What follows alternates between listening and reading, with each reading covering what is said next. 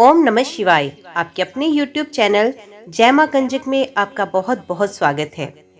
श्री शिव महापुराण की कथाओं को आगे बढ़ाते हुए आज की कथा का आरंभ हम अनुसुईया एवं अत्रि मुनि के तप अध्याय से करेंगे। उम्मीद करती हूँ कथा का पूरा फल लेने के लिए आप कथा को शुरू से लेकर अंत तक जरूर श्रवण करेंगे।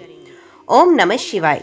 सूत जी बोले, हे ऋषियों, ब्रह्मा जी की नगरी में चित्रकूट नामक पर्वत है। वहाँ ब्रह्मा जी द्वारा मत गयंत शिवलिंग स्थित है, जो सभी प्रकार की संपत्ति देने वाला है। इसी प्रकार पूरे संसार में अनेक परम पावन शिवलिंग स्थापित हैं, जो मनोरथों को पूर्ण करने वाले तथा भोग मोक्ष प्रदान करने वाले हैं।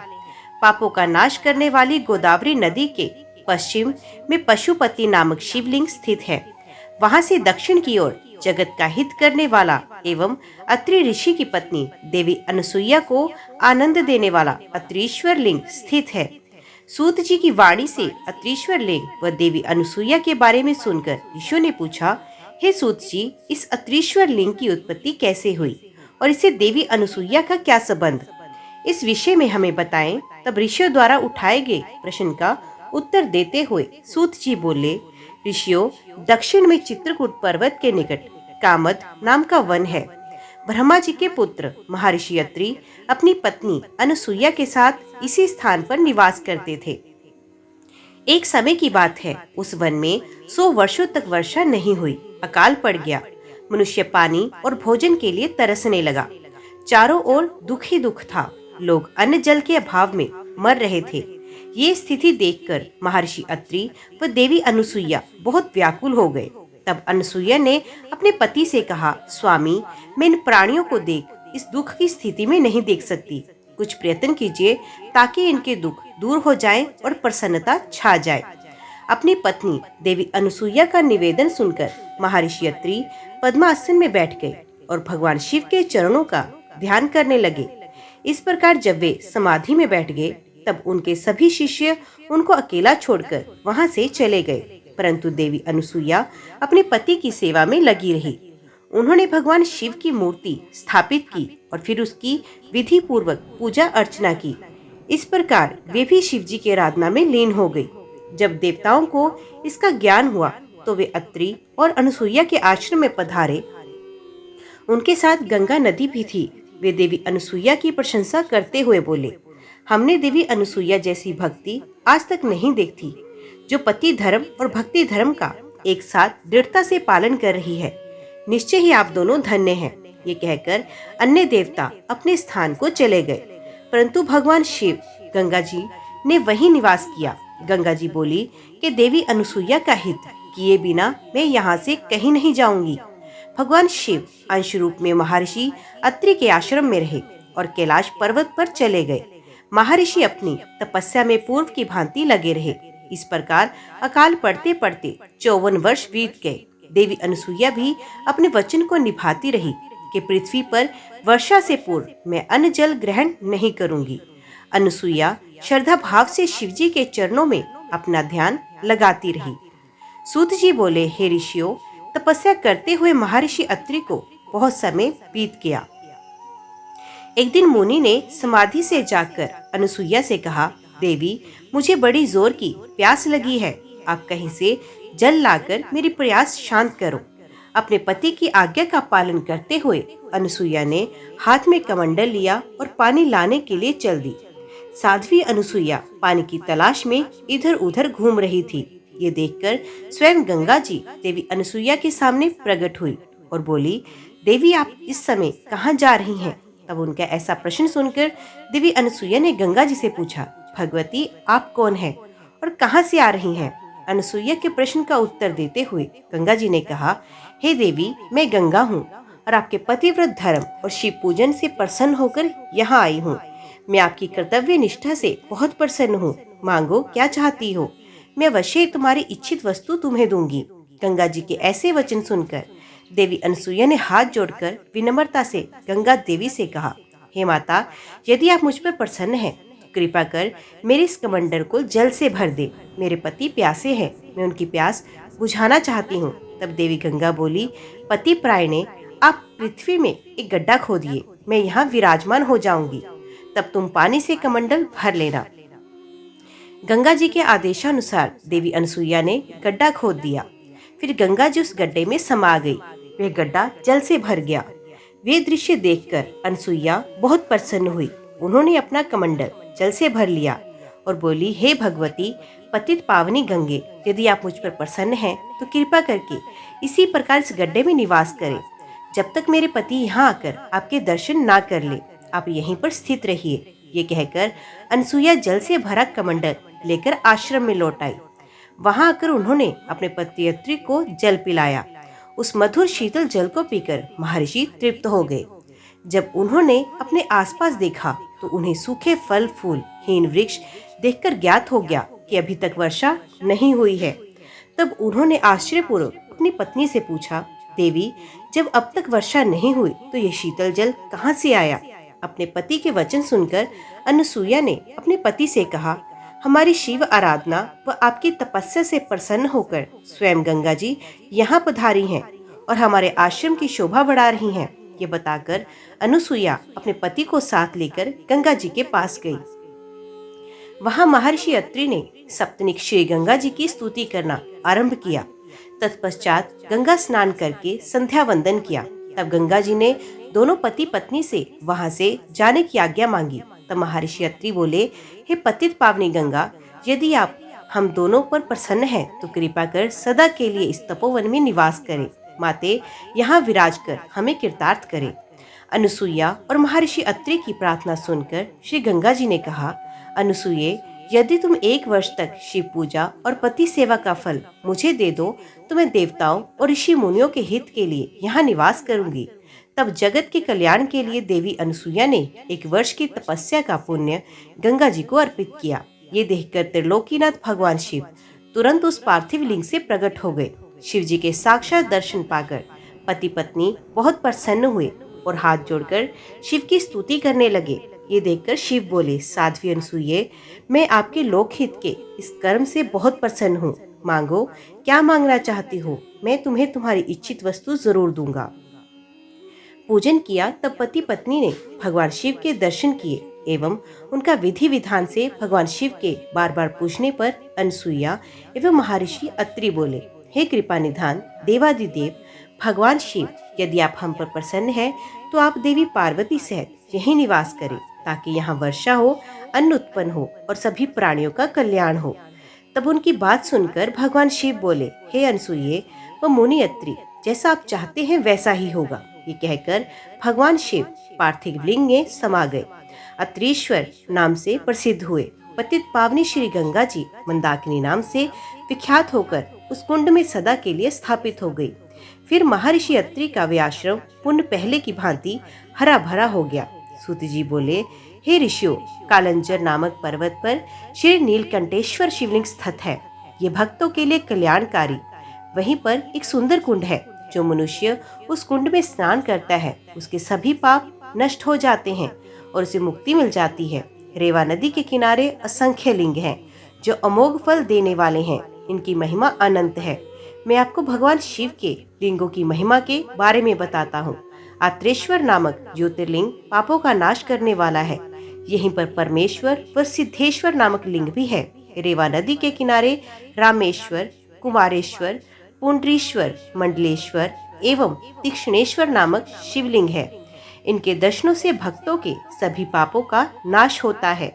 नर्मदा नदी के किनारे स्थित धुंधुरेश्वर, शालेश्वर, कुंभेश्वर, सोमेश्वर, नीलकंठेश्वर, मंगलेश्वर व नंदिकेश्वर नामक शिवलिंग सभी कामनाओं को पूरा करने वाले तथा मुक्ति प्रदान करने वाले हैं। ऋषियों ने कहा, हे सूत जी, अब आप हम पर कृपा करके हमें नंदकेश्वर लिंग की महिमा के बारे में बताएं। ऋषियों का अनुरोध मानकर सूत जी ने नंदकेश लिंग की महिमा के विषय में बताना शुरू किया। सूत जी बोले, रेवा नदी के किनारे करणी नामक नगरी है। उस नगरी में एक ब्राह्मण अपनी पत्नी और 2 पुत्रों के साथ रहते थे। जब वे वृद्ध हो गए तब ब्राह्मण अपने परिवार को वहीं छोड़कर स्वयं शिवनगरी काशी चले गए। कुछ समय पश्चात वहां पर उनकी मृत्यु हो गई। जब ब्राह्मणी और उसके पुत्रों को इसकी सूचना मिली तो उन्होंने काशी जाकर ब्राह्मण की अंत्येष्टि एवं अन्य संस्कार किए। तत्पश्चात वे वापस घर लौट आए। कुछ समय बाद ब्राह्मणी का भी अंत समय निकट आ गया। वे बीमार रहने लगी। तब उसने अपने पुत्रों को बुलाकर उन्हें अपनी अंतिम इच्छा बताई। ब्राह्मणी बोली, पुत्रों, मेरी मृत्यु के पश्चात मेरी अस्थियों को गंगा जी में प्रवाहित करना तथा मेरा पिंडदान एवं श्राद्ध काशी में ही करना। पुत्रों ने उनकी इच्छा पूरी करने का वचन दिया। जैसे ही बड़ा पुत्र सुवाद माता के लिए पानी लेने गया, उसने प्राण त्याग दिए। अपनी माता की आखिरी इच्छा पूर्ण करने हेतु स्वाद ने उसकी अस्थियों को काशी ले जाने का निश्चय किया। उसे 20 योजन का मार्ग तय करना था। रास्ते में ही रात घिर गई। तब सुवाद एक ब्राह्मण के यहाँ रात गुजारने का फैसला किया। उस ब्राह्मण के घर रुककर सुवाद भगवान शिव का पूजन करने के पश्चात वहीं पर विश्राम करने लगा। तभी वहां उसे एक अद्भुत बात दिखाई दी। सूत जी बोले, हे ऋषियों, जिस ब्राह्मण के घर में सुवाद ठहरा था, वे सुबह शाम दोनों समय अपनी गायों का दूध निकाला करता था। आज भी उसने अपनी स्त्री से कहा, बर्तन दे दो, मैं दूध निकालता हूँ। तब उसकी पत्नी ने दूध का पात्र दे दिया और बछड़े को खोलकर गाय के पास भेज दिया।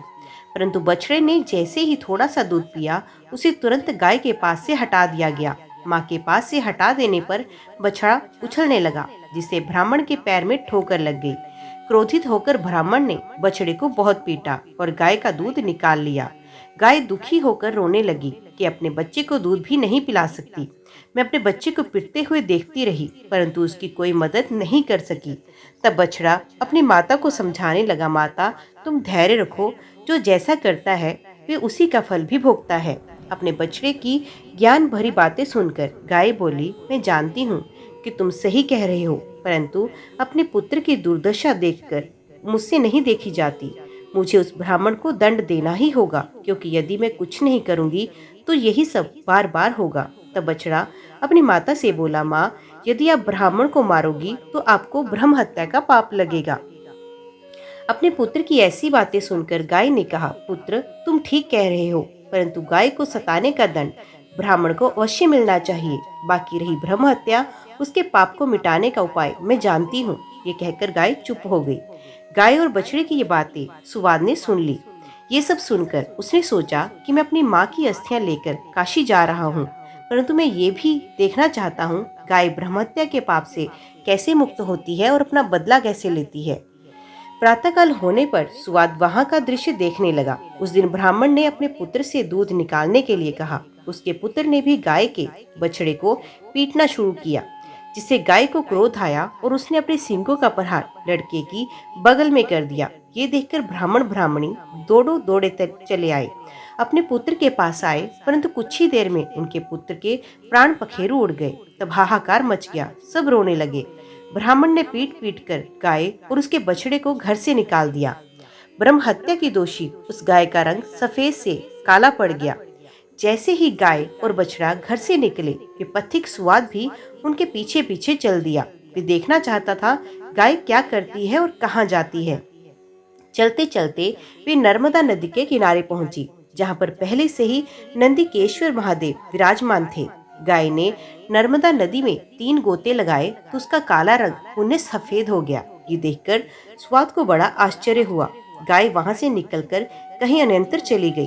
तब नर्मदा नदी को प्रणाम कर ब्राह्मणी पुत्र स्वाद ने भी नदी में स्नान किया। फिर नंदिकेश्वर का विधि पूर्वक पूजन करने के पश्चात वे काशी को चल पड़ा। रास्ते में स्वाद को एक युवती दिखाई दी, जिसने सुंदर वस्त्र एवं अलंकार धारण किए हुए थे। उसने स्वाद से पूछा, ब्राह्मण देवता, आप इस प्रकार प्रसन्न होकर कहाँ से आ रहे हो और कहाँ जा रहे हो? तब स्वाद ने उस युवती को सारी बात बताई और कहा कि मैं अपनी माता की आज्ञा को पूर्ण करने हेतु उनकी अस्थियां काशी लेकर जा रहा हूँ। तब ये सुनकर वो युवती बोली, ब्राह्मण, तुम बहुत भोले भाले हो। ये तीर्थ अत्यंत पवित्र है। प्रतिवर्ष वैशाख शुक्ल पक्ष की सप्तमी के दिन नालंदा की पवित्र धारा में स्वयं गंगा जी आती हैं। आज वही शुभ दिन है, इसलिए तुम अपनी माता की अस्थियों को यहीं प्रवाहित कर दो। ये कहकर वे युवती अंतर्ध्यान हो गई। सुवाद पुनः नालंदा नदी की ओर लौटा तथा उसकी पवित्र धारा में स्वाद ने अपनी माता की अस्थियां प्रवाहित की। तभी उसे एक दिव्य दृश्य दिखाई दिया। उसकी माता दिव्य देह धारण किए शिवलोक को जा रही थी। उसे आशीर्वाद देते हुए कह रही थी, तुम धन्य हो, तुमने अपनी माता को सद्गति प्रदान की। पुत्र को आशीर्वाद देते हुए वे ब्राह्मणी शिवलोक को चली गई। ये कथा सुनकर ऋषियों ने सूत जी से पूछा, हे भगवान सूत जी, वैशाख शुक्ल पक्ष की सप्तमी को गंगा जी नर्मदा नदी में क्यों आती हैं? वहाँ भगवान शिव का ज्योतिर्लिंग नंदिकेश्वर कैसे स्थापित हुआ? कृपया कर हम हमारी इस जिज्ञासा को शांत करें। ऋषियों के प्रश्न को सुनकर सूत जी बोले, एक बार की बात है, नर्मदा नदी के किनारे ऋषि का नाम की एक विधवा ब्राह्मणी रहा करती थी। तरुणावस्था में ही उसका पति पूर्व जन्म के पापों के कारण चल बसा। तभी से ऋषि का भगवान शिव के चरणों का ध्यान करने लगी तथा उसने अपना सारा जीवन शिव जी के पूजन, ध्यान और व्रत में लगाया। उसने एक पार्थिव लिंग स्थापित किया और महादेव जी की कठोर तपस्या करनी शुरू कर दी।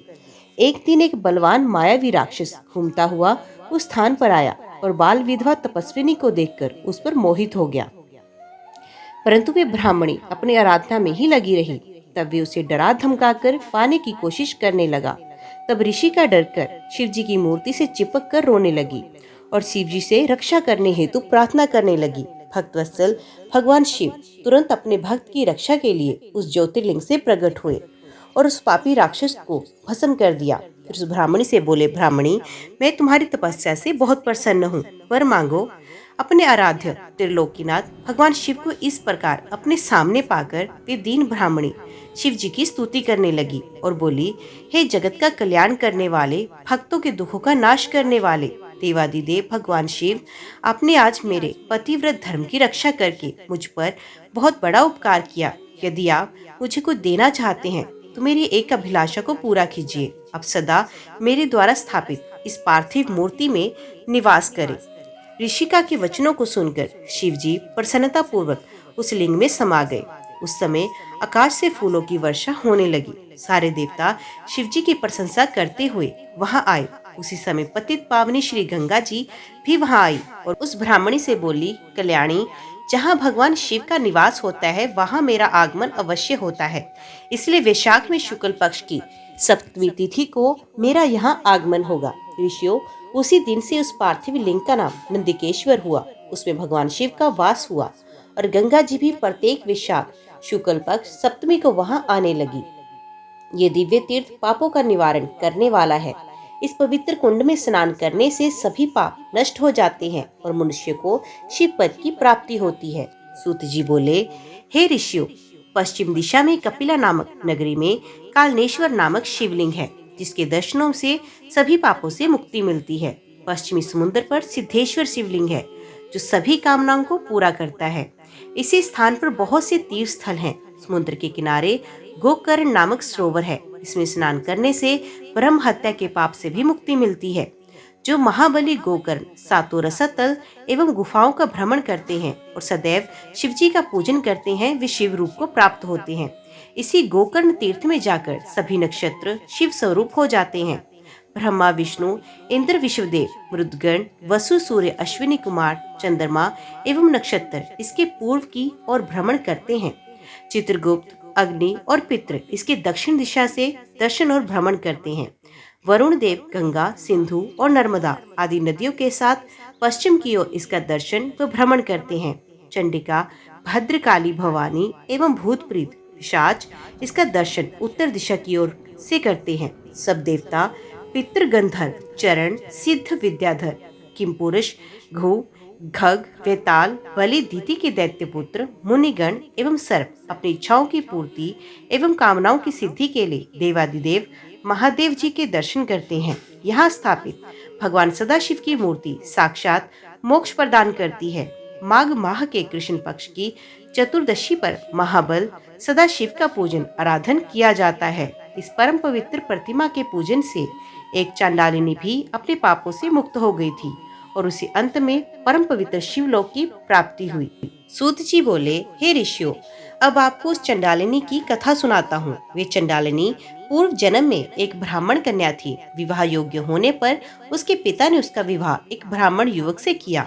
विवाह होने के पश्चात वे भोग विलास में डूब विलास के कारण उसका पति बीमार होकर मृत्यु को प्राप्त हुआ, परंतु उसकी भोग की लालसा पूर्ववत ही रही। अब तो वह स्वतंत्र थी। अपनी इच्छाओं को पूरा करने हेतु वे वेश्या बन गई। तब उसके परिवार वालों ने उसे घर से निकाल दिया और उसे जंगल में छोड़ आए। वहां जंगल में भटकते हुए एक दिन वे एक शूद्र के घर जा पहुंची। इस प्रकार एक युवती को सामने पाकर वे शूद्र उसे पाने की इच्छा करने लगा। तब वे उसके साथ वहीं रहने लगी। उस शूद्र के साथ रहते हुए उसने मांस, मदिरा तथा अभक्ष्य वस्तुएं खानी शुरू कर दी। एक दिन वे शूद्र किसी कार्य से बाहर गया। तब उसे बड़ी जोर से भूख लगी। अभी भूख शांत करने के लिए उसने अपनी तलवार से आंगन में बंधे बछड़े को काट डाला और उसका मांस खा लिया। इस प्रकार उसने अपने जीवन में सब प्रकार के पाप किए तथा मृत्यु काल आने पर मृत्यु को प्राप्त हुई। यमराज उसे नरक ले गए और वहां उसके नरक की यातनाएं भोगी। अगले जन्म में उसका जन्म एक शूद्र चांडाल के घर हुआ। वे अंधी जन्मी और अपने पूर्व जन्मों के पापों के कारण कोढ़ी हो गई। उसके आसपास कोई नहीं फटकता था। एक बार उसने कुछ लोगों को सदाशिव के गुणों का गान करते सुना। वे कह रहे थे, माघ कृष्ण पक्ष की चतुर्दशी को भगवान शिव के दर्शन करने से जन्म जन्मांतरों के पाप धुल जाते हैं और मोक्ष की प्राप्ति होती है। तब कल्याणकारी भगवान शिव के दर्शनों की अभिलाषा मन में लिए वे चंडालिनी गोकर्ण क्षेत्र की ओर चल दी। माघ कृष्ण पक्ष की चतुर्दशी से एक दिन पूर्व वे चांडालिनी गोकर्ण जा पहुंची और भूख प्यास से व्याकुल होकर भीख मांगने लगी। जब वे एक बनिए के दरवाजे पर भीख मांग रही थी तो बनिए ने उसकी झोली में बैल के गले की मंजरी डाल दी। तब जब उस भिखारी ने उससे छूकर देखा तब उस मंजरी को उठाकर फेंक दिया। सौभाग्यवश वे मंजरी शिवलिंग पर जाकर गिरी। उस चंडालिनी के सारे पाप उस मंजरी पर के शिवलिंग पर चढ़ते ही नष्ट हुए। अगले दिन चतुर्दशी पर उसने कुछ न खाया। इस प्रकार उसका निराहार व्रत हो गया। भूख के मारे पूरी रात जगी, इसलिए जागरण का फल भी उसे मिल गया। भगवान शिव अपने भक्तों पर सदा अपनी कृपा दृष्टि रखते हैं। उन्होंने उस गरीब चंडालिनी के पापों को नष्ट किया और उसकी इच्छा से उसकी मृत्यु हो गई। उसे शिवलोक ले जाने के लिए विमान आया। उस दिव्य विमान से वे सदा के लिए सदगति पाकर शिवलोक को चली गई। हे ऋषियों, इस प्रकार अज्ञानता या भूलवश किया गया भगवान शिव का दर्शन व पूजन भी भगवान शिव को प्रसन्न करता है और भक्तों को मोक्ष प्रदान करता है। सूत जी बोले, हे ऋषियों, एक श्वाक्षु वंश में एक बड़ा पुण्यात्मा राजा हुआ जिसका नाम मित्रसेन था और उसकी पत्नी का नाम दमयंती था। वे अति पतिव्रता व धर्मपरायणी स्त्री थी। एक दिन राजा शिकार खेलने वन को गए। वहां उन्होंने कुमठ नामक दैत्य को एक महात्मा को परेशान करते देखा। उन महात्मा के कष्टों को दूर करने के लिए उन्होंने उस राक्षस को मार डाला। तत्पश्चात वापस आकर अपना राजकाज देखने लगे। उधर उस दानव के छोटे भाई कपट ने राजा से बदला लेने के लिए रसोइये का वेश बनाया और राजमहल में नौकरी करने लगा। एक बार गुरु जयंती के अवसर पर राजा मित्रसेन ने अपने गुरु वशिष्ठ को भोजन के लिए आमंत्रित किया। गुरुदेव राजा के घर पधारे। उस कपटी राक्षस ने राजा से बदला लेने के लिए खाने में मांस मिला दिया और वे भोजन वशिष्ठ जी को परोस दिया। परंतु गुरु वशिष्ठ जी ने भोजन करने से पूर्व ही जान लिया कि इस भोजन में मांस है। ये देखकर मुनि को राजा पर क्रोध आया और उन्होंने राजा को सदा के लिए राक्षस बन जाने का श्राप दे दिया। श्राप सुनकर राजा रोने गिड़गिड़ाने लगा और बोला, मुनि श्रेष्ठ, मुझे क्षमा कर दे, ये अपराध मैंने नहीं किया। राजा के वचनों को सुनकर वशिष्ठ मुनि सोच में डूब गए। तब उन्होंने दिव्य दृष्टि से जान लिया कि अपराध रसोइये का है, जो कि वास्तव में एक राक्षस है। तब वे राजा से बोले, राजन, तुम्हारा रसोइया एक कपटी राक्षस है। उसी ने जानबूझकर भोजन में मांस परोसा। मैं अपना शाप वापस तो नहीं ले सकता, परंतु इसका असर कम कर सकता हूँ। तू 12 वर्षों तक राक्षस रहेगा। ये कहकर मुनि वशिष्ठ जी वहां से चले गए। शाप के कारण राजा राक्षस बन गया और वनों में भटकने लगा। वे जीवों को मारकर खाता था। एक दिन वे भूखा भटक रहा था। तभी उसने एक आश्रम में किशोर अवस्था के एक युवक को मुनि रूप में तपस्या करते देखा और उसे खाने के लिए दौड़ा। मुनि की पत्नी ने देख लिया कि वे राक्षस उसके पति को खाना चाहता है। उस ऋषि पत्नी ने राक्षस से प्रार्थना की कि मेरे पति को छोड़ दो, परंतु उसने मुनि को अपना आहार बना ही लिया। मुनि पत्नी शोक में डूब गई और उस राक्षस को शाप देते हुए बोली, अरे तूने मेरे पति को मार डाला। मैं तुझे शाप देती हूँ कि जब तू किसी स्त्री पर मोहित होकर दुष्ट राक्षस उसके साथ विहार करेगा, उसी समय तेरी मृत्यु हो जाएगी। इस प्रकार राक्षस को शाप देकर वे सती हो गई। 12 वर्ष बीत जाने पर राजा को अपना शरीर वापस मिल गया।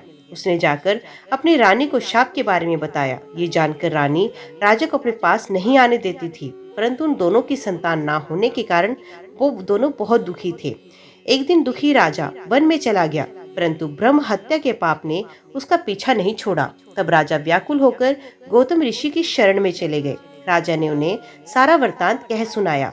तब गौतम ऋषि बोले, राजन, पश्चिम दिशा में जाओ, वहाँ गोकर्ण नामक तीर्थ है, जहाँ महाबल नामक ज्योतिर्लिंग है।